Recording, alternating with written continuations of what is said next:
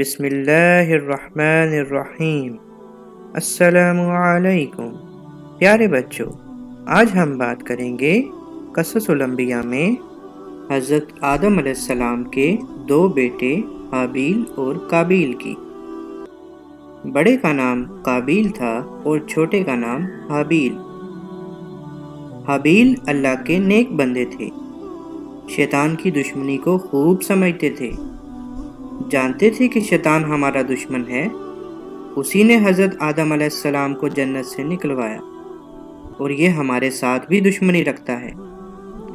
لیکن قابیل کو ان چیزوں کی کچھ سمجھ نہیں تھی۔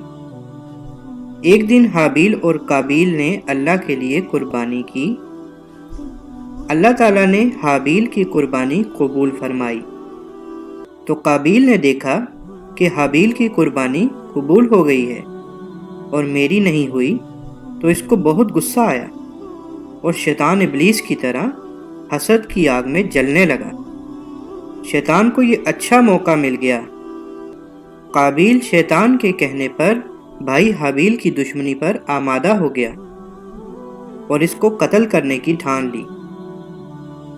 ایک دن حابیل کو قابیل نے کہا کہ میں تم کو پسند نہیں کرتا، میں تم کو قتل کر دوں گا۔ حابیل نے کہا، میں نے تمہارا کیا قصور کیا ہے جس کے بدلے تم میری جان لو گے؟ اللہ تو نیک لوگوں کی قربانی قبول فرماتا ہے۔ اگر تم مجھے قتل کرنا چاہتے ہو تو قتل کر دو، گناہگار تم خود ہی ہوگے۔ میں تو بے گناہ ہوں اور یہ عمل تمہیں جہنم میں لے جائے گا، اور میں اللہ تعالیٰ سے ڈرتا ہوں۔ پیارے بچوں، جب اللہ کا ڈر دل سے نکل جاتا ہے تو پھر اچھے برے کی تمیز ختم ہو جاتی ہے۔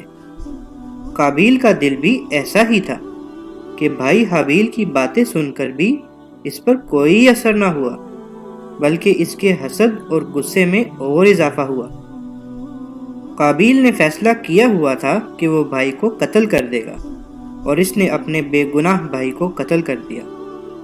قابیل نے دنیا میں پہلا قتل کیا، اور دنیا میں جتنے قتل ہوں گے سب کا گناہ قابیل کے سر ہوگا۔ اب قابیل کو سمجھ نہیں آئی کہ وہ حابیل کی لاش کے ساتھ کیا معاملہ کرے۔ قابیل کو سکھانے کے لیے دو کوے آئے۔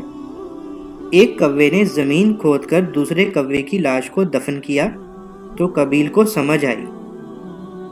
شیطان قابیل کو گمراہ کرنے میں کامیاب ہو گیا۔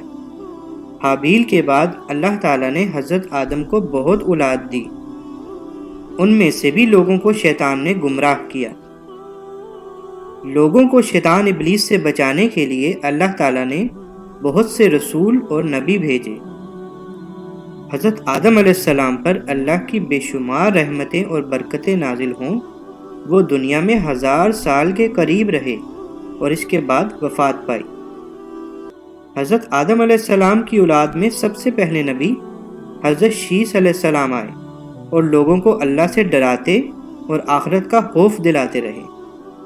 پیارے بچوں، اگلے حصے میں ہم اللہ تعالیٰ کے سب سے پہلے رسول حضرت نوح علیہ السلام کا ذکر کریں گے۔